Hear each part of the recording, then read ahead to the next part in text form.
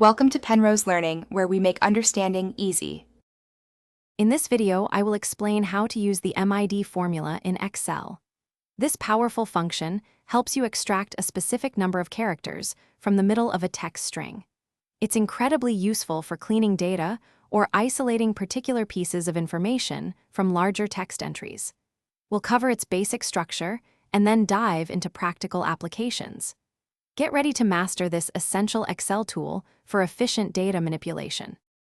Let's break down the MID function syntax. It takes three key pieces of information. First, you provide the text string you're working with. Second, start num tells Excel where to begin counting. Remember, the first character is position 1. Finally, numchars specifies how many characters to pull from that starting point. For example, to get apple from pineapple, you'd start at position 4 and take 5 characters.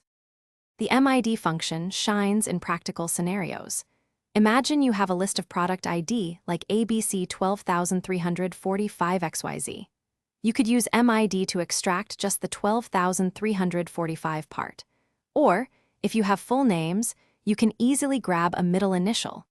It's also great for pulling out specific numbers from a longer code, like extracting a 4-digit year from a 10-digit string. This makes data analysis much more precise. To make MID even more powerful, combine it with other Excel functions. For instance, you can use find or search to dynamically determine the start num argument, especially when the position of your desired text varies.